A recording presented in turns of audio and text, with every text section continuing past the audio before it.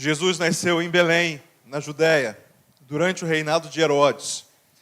Por esse tempo, alguns sábios das terras do Oriente chegaram a Jerusalém e perguntaram: onde está o recém-nascido rei dos judeus?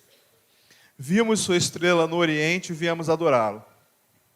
Ao ouvir isso, o rei Herodes ficou perturbado, e com ele todo o povo de Jerusalém. Reuniu os principais sacerdotes, os mestres da lei, e lhes perguntou: onde nascerá o Cristo?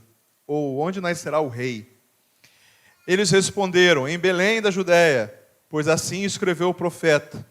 E você, Belém, na terra de Judá, não é a menor entre as principais cidades de Judá, pois de você virá um governante que será o pastor do meu povo Israel. Então Herodes convocou os sábios em segredo e soube por eles o momento em que a estrela tinha aparecido. Vão a Belém e procurem o menino com atenção, disse ele. Quando o encontrarem, voltem e digam-me para que eu vá e também o adore. Após a conversa com o rei, os sábios seguiram seu caminho, guiados pela estrela que tinham visto no Oriente. Ela ia adiante deles, até que parou em cima do lugar onde o menino estava. Quando viram a estrela, ficaram muito alegres. Ao entrar na casa, viram o menino com Maria, sua mãe, e se prostraram e o adoraram. Então abriram seus tesouros e o presentearam com ouro, incenso e mirra. Nós leremos até aí. Feche seus olhos mais uma vez. Querido Deus, amado Pai, Senhor Altíssimo, eu quero te agradecer pelo teu texto bíblico, pela sua palavra lida nessa manhã, e eu quero te pedir, Senhor, que essa palavra, nesse texto tão conhecido, fale de uma maneira especial aos nossos corações hoje. Senhor, fale a essa igreja. Fale, Senhor, a cada coração que está aqui nesse lugar. Senhor, usa-me apenas como instrumento em suas mãos, que seja o Senhor falando. E o seu povo nesse lugar, Senhor, faça com que escutem a sua voz. Escutem, Senhor, e se tornem ouvintes e praticantes da sua palavra. É o que eu te peço, em nome do Senhor Jesus. Amém? Os irmãos podem se sentar. Eu confesso para os irmãos, e eu digo isso com bastante tranquilidade, que pregar nesses textos natalinos, os textos que falam sobre o nascimento de Jesus, é um grande privilégio, porque pelo menos eu me sinto muito pouco à vontade de usar esses textos no restante do ano. Embora eu possa usá-los, até porque Jesus não nasceu necessariamente em dezembro, vocês sabem disso, mas esse clima de dezembro favorece muito que a gente medite nesse texto, porque daqui a mais ou menos 20 dias, 21 dias, estaremos comemorando o Natal, estaremos comemorando o nascimento de Jesus. A primeira pergunta que alguns se fazem é: por que a gente aceita esse tipo de comemoração, entendendo que Jesus não nasceu necessariamente em dezembro, e que, inclusive, a data, 25 de dezembro, foi escolhida assim, de uma maneira bem pouco cristã, né? Porque aproveitaram-se de um feriado que já existia para se comemorar. E eu sempre justifico dizendo: olha, se eu recebesse um bebezinho na minha casa e sentisse o desejo no coração de adotar aquele bebezinho, imagina, você não saber a data de nascimento de um bebezinho que é deixado na sua porta. Eu tenho certeza que eu escolheria uma data de nascimento para comemorar o aniversário daquela criança. A gente escolheria, não sabemos a data, mas não vai deixar de ser comemorado. Eu fiz isso até com gato, porque há um ano atrás chegou um gato lá em casa, e aí eu queria comemorar no dia 3 de dezembro o aniversário do bendito do gato, mas o veterinário falou que quando ele chegou ele já tinha 2 meses, e a gente começou a comemorar em outubro o aniversário do gato. Ou seja, estabelecemos uma data para comemorar o aniversário do gato. Por que não podemos estabelecer uma data para comemorar o nascimento de Jesus, né? Então, para aqueles que não gostam de comemorar o Natal em dezembro, o nascimento de Jesus, eu sempre pergunto: vai comemorar quando então? Porque eu até entendo você não querer comemorar no dia 25 de dezembro, mas você vai ter que me dar uma data para dizer que você vai comemorar. E eu vou aproveitar que é uma data incomum e vou na sua casa ceiar com você. Olha que maravilha. Então você precisa, pelo menos, escolher, porque no Natal eu não vou na casa de vocês, né? Esse ano eu ainda vou passar na casa da irmã Maria Ramos. Cadê ela? Cadê?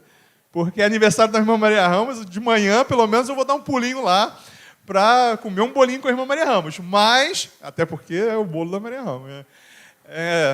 Mas as pessoas não escolhem uma data. Então, é muito propício aproveitar o mês de dezembro para a gente falar sobre o nascimento de Jesus e pregar nesses textos. Eu aprendi que na rotina de nossa igreja, a gente precisa fazer isso desde o primeiro domingo, porque os últimos domingos tem cantatas. E aí, normalmente, eu não consigo pregar. Eu só tenho tempo suficiente para fazer uma reflexão em algum texto, uma reflexão de 5, 10 minutos. Então, a gente aproveita desde o comecinho para falar sobre esses textos.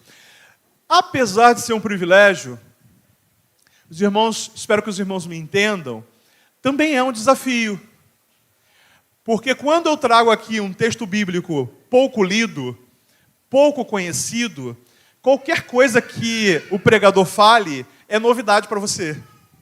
Qualquer coisa que o pregador vai falar sobre aquele texto é algo novo, é diferente. Eu quero me atentar para isso. Prender a atenção de vocês em textos tão conhecidos como Mateus capítulo 2 é um desafio. Porque você fala assim, eu conheço a história dos magos do Oriente, ou dos sábios do Oriente. Então, o que de novo pode me trazer? Eu realmente não posso trazer nada novo, mas eu tenho confiança de que o Espírito Santo de Deus vai acrescentar algo ao seu coração essa manhã. E eu espero que você não seja daqueles que olham um texto muito conhecido e falam, não vou nem prestar atenção. Eu espero que você abra o seu coração para o que Deus tem a nos dizer. Ano passado, eu tive a oportunidade de falar desse texto. Não me lembro se foi num estudo bíblico, eu acho até que foi num estudo bíblico. E a gente aprendeu algumas coisas sobre esse texto que foi novidade para alguns. Você já parou para pensar por que esses camaradas eles são chamados de magos em alguma versão? Se a Bíblia condena qualquer tipo de magia, por que eles são chamados de magos? A verdade é que esses homens, eles eram cientistas, eles eram estudiosos. E numa época em que alguns tipos de ciência, alguns tipos de estudos eram considerados magia, para quem não sabia explicar. Para quem não conseguia explicação para aquilo que estava acontecendo, era magia. A gente teve, bem mais recente na história da humanidade, pessoas que usavam da ciência para fazer algumas fórmulas, plantas medicinais para fazer chá, que eram tratadas como bruxas e foram mortas por causa disso. Imagine você que tem aquela tia que sempre tem um chazinho para resolver o seu problema de saúde. Você sabe quantas vezes essa semana eu escutei falar de um bendito chá quebra-pedra? Misericórdia, irmãos. Eu acho que foi mais de 100 vezes que alguém me falou de um bendito do chá de quebra-pedra. Essa pessoa que me fala do chá de quebra-pedra, em determinada época da humanidade, seria taxada como bruxa. Porque não entendem o que está acontecendo ali, como essa planta funciona no organismo, e por não entender, dizem que a pessoa está fazendo magia. Esses homens, eles eram sábios, eles eram cientistas, eles eram estudiosos. E por isso as versões mais recentes chamam eles de visitantes do Oriente, ou sábios do Oriente, e não chamam mais de magos, para não criar essa confusão na sua cabeça, achar que eles eram bruxos. Eles não eram bruxos. Uma outra coisa que esse texto nos fala, e eu ainda nem entrei na mensagem, só estou aqui conversando com os irmãos a respeito desse texto, é que quantos eram esses homens que vieram visitar Jesus? Não sabemos. O texto não nos diz o número de homens, de sábios que foi visitar Jesus. O texto nos diz que foram 3 presentes, mas não diz quantos homens eram. Quando eu vou numa festinha de criança, porque de adulto eu não dou presente, não tenho condições financeiras para isso, mas quando a gente vai num aniversário de criança, eu vou com 4 cabeças para comer bolo e salgadinho. Mas eu não levo 4 presentes, eu levo um presente para o aniversariante. Então, o fato de serem 3 presentes não querem dizer que são 3 magos. A tradição e a Igreja Católica diz que são 3, inclusive dá nomes para eles. Melquior, Belsazar e um outro que agora eu não vou lembrar. Gaspar. Mas em nenhum lugar na Bíblia está descrito isso. Isso é tradição, sabe? A tradição mostra para a gente que eram 3, mas a Bíblia não garante para a gente que era 3 apenas os presentes. Outra coisa que esse texto nos engana, na verdade o texto não nos engana, o texto conta a verdade. A gente é que se engana com a tradição, de que os reis encontraram Jesus e Maria na estrebaria. Que foi na mesma noite que Jesus nasceu, na mesma noite que os pastores, esses sim, visitaram Jesus na noite que Jesus nasceu. A tradição diz que nessa noite os reis apareceram lá. É por isso que a gente vê nos presépios os pastores, os sábios do Oriente, Jesus, Maria, José, os burrinhos, as ovelhinhas. Só que é uma encenação visual errada. Os sábios do Oriente não viram Jesus na estrebaria. O texto deixa claro que Jesus, quando eles encontram Jesus, eles entram na casa, eles não entram na estrebaria. O texto não fala, como fala para os pastores, que eles encontram o bebê envolto em panos e deitado numa manjedoura. O texto fala que eles encontram o menino. E o texto diz também que Herodes pergunta para eles quanto tempo que eles estão seguindo essa estrela. E baseado na resposta desses sábios, que a gente não tem a resposta deles aqui, mas baseado na resposta deles, Herodes manda matar todas as crianças que têm menos de 2 anos. Ou seja, por que 2 anos? Porque mata os bebês dessa noite, mata os bebês que nasceram hoje, mata os bebês que nasceram nessa semana. Não, ele manda matar os bebês de 2 anos para baixo. E outra questão, se eles vieram do Oriente, de qualquer país vizinho do Oriente, eles não conseguiriam chegar na mesma noite em Belém. Eles precisavam de muito mais tempo. Então, é um outro mito, já que hoje a gente está falando de bastante mito, né, na EBD também, é um outro mito. Esses reis, eles trazem 3 presentes para Jesus. E quando eu divulguei hoje a mensagem, falando sobre presente de Deus, teve pessoas que me responderam e falaram assim, eu sei quais foram os presentes, ouro, incenso e mirra, mas esses foram os presentes que esses sábios trouxeram para Jesus. Só que esse texto, ele nos ensina que Jesus nos dá presentes também. Jesus, pelo menos, nos ensina o caminho para acharmos esses tesouros, acharmos esses presentes que Deus quer dar para cada um de nós. A primeira coisa que me chama a atenção nesse texto é que a Bíblia fala que Jesus escolhe nascer em Belém. Irmãos, se um rei quisesse chamar a atenção, ele tinha que nascer na capital. Eu não digo nem em Jerusalém, ele tinha que nascer em Roma. Em Roma, Jesus receberia todas as pompas que ele merecia receber. Em Jerusalém, ele já receberia algum enfoque especial, algum foco especial na história, pelo menos para os judeus.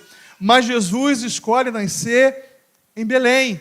Deus, em sua sabedoria, faz com que, na simplicidade da cidade de Belém, nascesse o Salvador. E o primeiro presente que Deus tem para nós, essa manhã, é o presente da simplicidade. É o presente de ensinar para nós que Jesus nasce em lugares simples. Eu sei que talvez, diante da sociedade que a gente vive, você acha que é na altivez que você vai encontrar o seu sucesso. Eu sei que no mundo que a gente vive, é um mundo que a gente acha que a gente precisa parecer mais do que a gente é. Que as pessoas que parecem ter o rei na barriga ganham mais foco, ganham mais ênfase, chamam mais atenção. Mas a verdade é que Jesus não escolhe os castelos daquela região ou de Israel, as fortalezas de Israel para nascer. Jesus nasce na simples cidade de Belém. Uma cidade pequena, embora tenha sido também o berço de Davi, o antepassado de Jesus, ainda na época de Jesus é uma cidade pequena. O profeta vai dizer: ó Belém, da terra de Judá, você não é a menor entre as principais, apesar do seu tamanho, porque de ti virá aquele que vai salvar a humanidade. É da simplicidade que Jesus vem.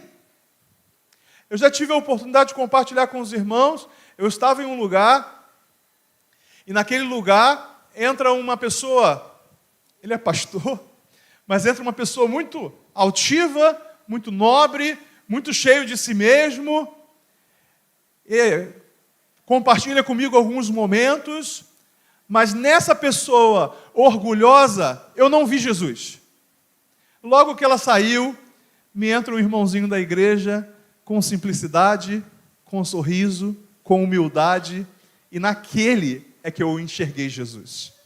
Você jamais vai conseguir fazer as pessoas enxergarem Jesus por trás do seu orgulho, por trás da sua vaidade, por trás da sua vontade de ser grande, porque Jesus não nasce em Jerusalém, Jesus nasce em Belém.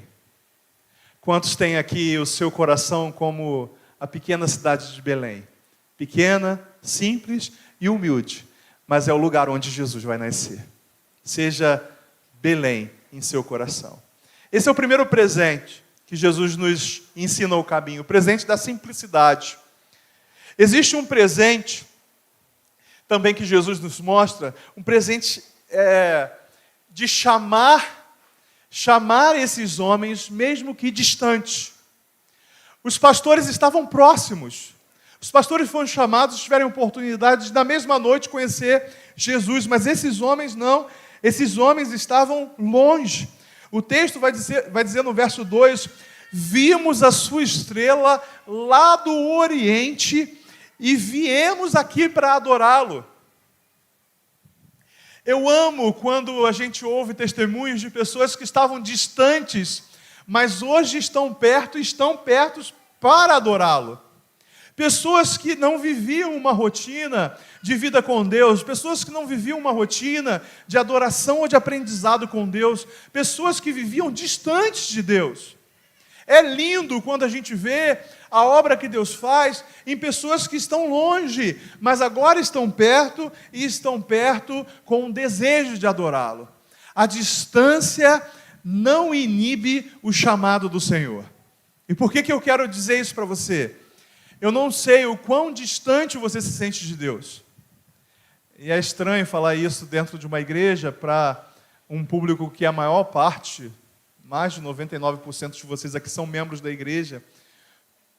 Pode parecer estranho dizer que alguns de vocês podem estar distantes de Deus, mas não é. A realidade é que em alguns momentos da nossa vida cristã, a gente se sente longe de Deus mesmo estando na casa do Pai. Mesmo estando frequentando uma igreja, mesmo vivendo aqui a sua rotina, parece que em algum momento a gente encara isso aqui como uma religião, a gente vem no automático, a gente aparece aqui porque, não sei, eu não tenho mais nada para fazer no domingo de manhã, ou porque foi assim que eu fui ensinado, eu vim para cá, eu vesti minha roupa, eu nem lembro como é que eu fiz essas coisas, eu vim tão no automático que eu nem parei para pensar no que eu estava fazendo, penteei meu cabelo do mesmo jeito que eu penteo sempre, vesti minha roupa do mesmo jeito que eu visto sempre, dei bom dia do mesmo jeito que eu dou sempre, e você está aqui no automático você vai para casa, e sem perceber a sua vida vai passando, domingo após domingo, e você está cada vez mais distante, porque você vai colocando as coisas no piloto automático. Existe um filme que eu vi, eu não sei quantos já viram esse filme, que ele fala um pouquinho disso, e eu vi achando que era uma comédia, mas eu não consegui nem rir no filme que é O Bendito do Clique. Vocês já viram esse filme? Eu comecei a ver esse filme achando que eu ia rir, porque o Adam Sandler é um cara engraçado, e eu fiquei chocado. Porque ele descobre um controle remoto, esse controle remoto ele consegue adiantar a vida dele, e ele vai colocando, ele vai adiantando, e quando ele adianta, ele não vê o que está acontecendo, mas ele age no automático, e no automático ele perde o casamento, ele não vê os filhos crescerem, ele não tem convívio social nenhum, a vida dele vai para o buraco. Porque a gente liga o piloto automático. Se você chega aqui na igreja e você ligou o automático, você vai cada vez mais distante da sua família e, no caso da igreja, de Deus. E tem gente aqui que está distante de Deus, mesmo sentado num banco de igreja. Mas louvado seja o nome do Senhor, porque essa manhã o Senhor está nos dando um presente e dizendo que o que está longe, ainda que esteja lá no Oriente, ele pode vir para adorar o Senhor.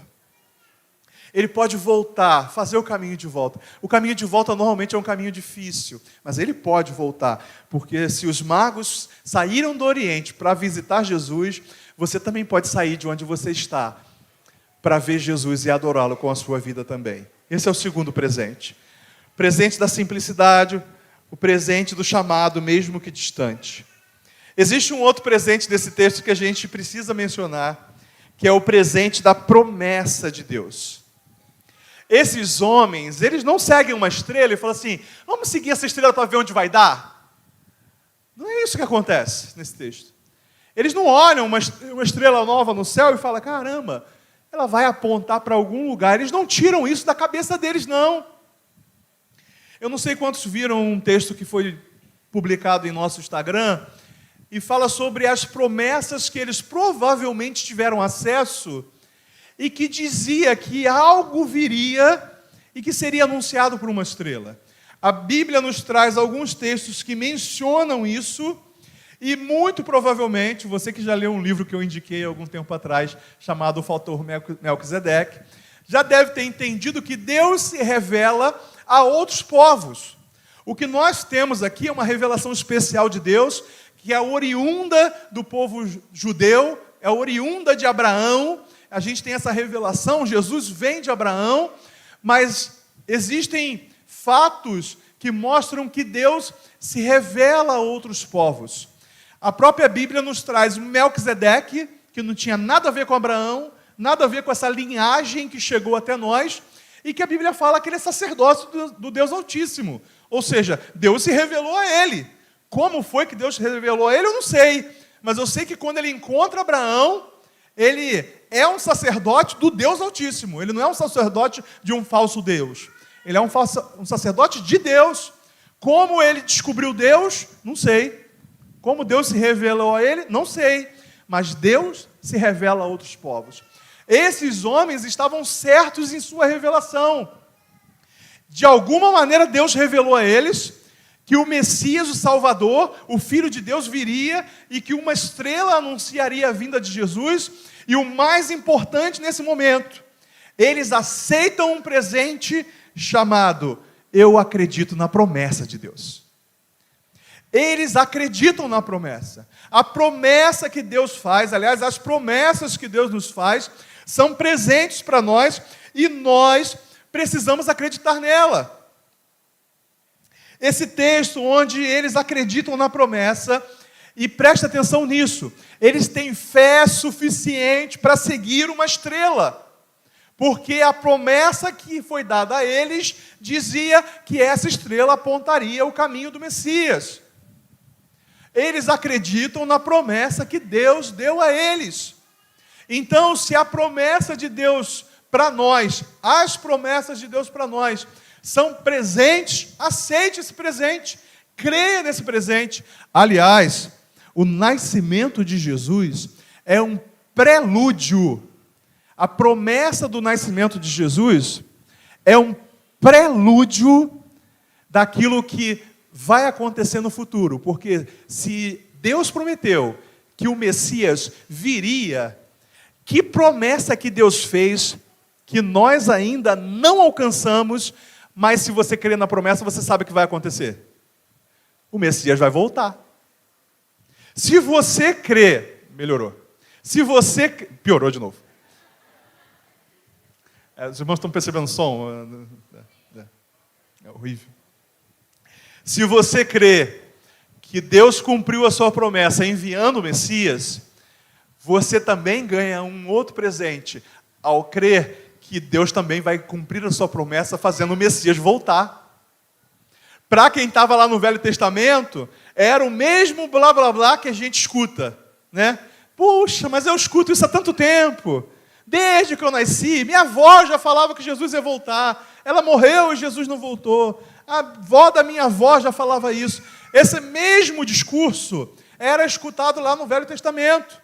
Tanto é que um monte de gente não acreditava mais na promessa. E aí Jesus vem, o que acontece? Eles não abraçam o reino de Deus. Eles não acreditam em Jesus como Messias. Eles não acreditam em Jesus como Rei. Eles ficam de fora do reino de Deus. O que vai acontecer com aqueles que não creem na promessa da volta? Vão ficar de fora também. Mas aqui ninguém vai ficar de fora, amém? Todo mundo crê na promessa de Deus, de que Jesus vai voltar, e nós não ficaremos de fora desse reino. Pelo contrário, nós faremos parte desse reino eterno. Já fazemos parte desse reino, que é um reino eterno. Então, o presente da promessa de Deus. Você, presta atenção, tenha fé suficiente para seguir a estrela. Tenha fé suficiente para seguir a direção que Deus manda você seguir. E o último presente, que para mim é essencial para a nossa igreja. Ao preparar essa mensagem, eu acho que esse presente foi o que mais me sensibilizou a respeito da nossa igreja, e eu vou explicar por quê. O presente de ver o que os olhos não conseguem ver. Presente de enxergar aquilo que os olhos não conseguem enxergar. Sabe quando a realidade, o que sua mente está conseguindo perceber, não é a realidade espiritual por trás daquilo? Eu vou dar o exemplo do texto primeiro. Esses homens entram numa casa. O que os olhos deles enxergam? Hein? O que os olhos deles enxergam? Entrou na casa? De pessoas, para ficar mais fácil. Que pessoas que eles veem? Eles veem uma mulher e uma criança. Entrou na casa, eles vão olhar, cara crachá, uma mulher e uma criança. Seria como se eu chegasse na casa da Monique lá, Monique com o Gabriel. Mais ou menos assim, sabe? Eu até imagino parecido mesmo. Jesus mais ou menos na idade do Biel, Monique, é uma mulher e um menino. Isso é que os olhos conseguem ver. Mas vamos lá, você que tem fé, você que crê na promessa bíblica, você que sabe que existe uma realidade espiritual por trás do mundo que você consegue enxergar. Você entrou nessa mesma casa, e você que tem essa visão, como eles também tinham, porque eles receberam esse presente, da visão daquilo que os olhos não podem ver. Eles entram e enxergam só uma mulher e um menino? Não, eles enxergam a mulher e o Salvador.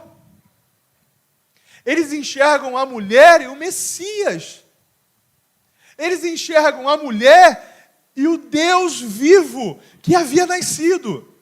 Tanto é que eles não fazem como eu faria se eu estivesse entrando na casa da Monique e encontrasse Monique lá com Biel. Eu ia brincar com o Biel, bagunçar o cabelo dele igual eu sempre faço, fazer um cafuné nele, ficar olhando para ele. Eles não fazem isso, não. Eles entram na casa, veem a mulher, veem o Messias, e a Bíblia fala que eles se prostram para adorar. E aí eu fico pensando quantas vezes eu estou vindo à igreja, eu estou vivendo minha vida de crente no automático, e eu só estou enxergando a mulher e o menino. Quantas vezes você está aqui louvando, eu não vou dizer nem louvando, cantando. Quantas vezes você está aqui sentado nesse banco, em pé quando te mandam, sentado quando te mandam, e você só consegue enxergar a mulher e o menino. E você só consegue enxergar um pastor aqui na frente, ou um ministério de louvor. Quando você não consegue enxergar aquilo que os seus olhos não estão mostrando. Quando você não consegue ver o Salvador que está aqui. E aí, quando você não consegue ver esse Salvador, sabe o que você faz? Você faz como quem vê a mulher e um menino. Você não adora o Salvador. Você não adora o Rei. Existe um livro que eu gosto muito, estou falando um monte de livro, filme aqui hoje, né? Que é o livro do Pequeno Príncipe. E eu dei esse livro para minha filha ler, porque eu queria muito que ela lesse, porque eu li, eu gosto, eu dei para ela ler. E esse livro traz, assim, cada página do livro traz um ensinamento muito especial. Tem um monte de frases desse livro que eu guardo para a minha vida. E tem uma que cabe muito bem nesse momento, quando o autor diz assim: o essencial é invisível aos olhos. E é verdade. O que é essencial para a sua vida? O amor, o carinho da família, sua fé. Todo esse tipo de coisa que é essencial é invisível aos olhos. O Senhor é essencial, mas é invisível aos olhos. E é por ser invisível aos olhos que muita gente encontra alguma coisa para ver, para poder adorar. Não é assim que acontece? Lá no Velho Testamento, fizeram um bendito bezerro de ouro para representar Deus. Mas Deus não se agrada disso, Ele não quer uma representação visual. Ele quer que você creia mesmo sem ver. A cruz foi assim. A cruz também foi algo invisível aos olhos. Os olhos poderiam enxergar um homem pendurado no madeiro. Madeiro, inclusive, que representava para os olhos e para a mente. Representava para os olhos e para a mente maldição. Quem olhava para a cruz só enxergava um miserável preso no madeiro, morto aos poucos, e que estava ali sendo considerado amaldiçoado. E olha que o amaldiçoado você já está começando a entrar um pouquinho no campo espiritual, porque isso é verdade. Jesus estava sendo ali considerado amaldiçoado pelos meus pecados. A maldição devia ser minha, mas ele pega para ele. Também é invisível aos olhos, por isso que muita gente não entende como Rei, como Senhor, como Deus se deixou ser pendurado no madeiro, porque é invisível aos olhos. É gente que só enxerga a mulher e o menino. Mas se você é crente e você sente a presença do Espírito Santo nesse lugar, você enxerga mais do que a mulher e o menino. Você enxerga o Salvador. Você enxerga o Salvador na manjedoura. Você enxerga o Salvador nessa casa. Você enxerga o Salvador nos evangelhos. Você enxerga o Salvador na cruz. E você enxerga o Salvador na sua vida, amém?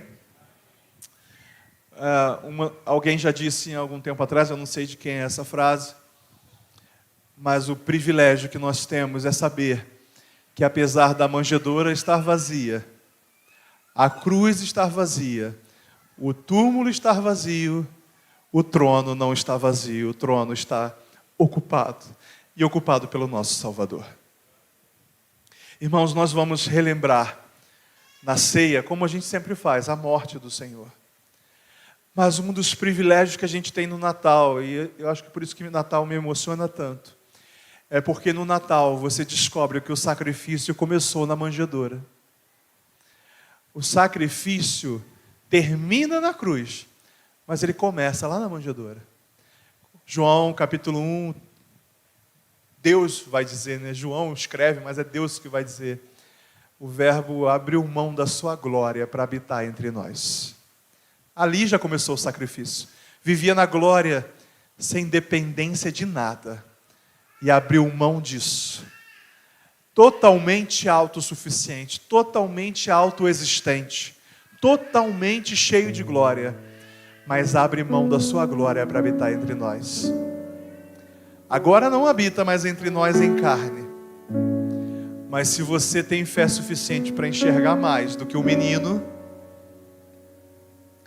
você sabe que Jesus está aqui entre nós. E você sabe que precisa recordar aí na sua mente, no seu coração, tudo que Ele fez por amor a nós. Que grande presente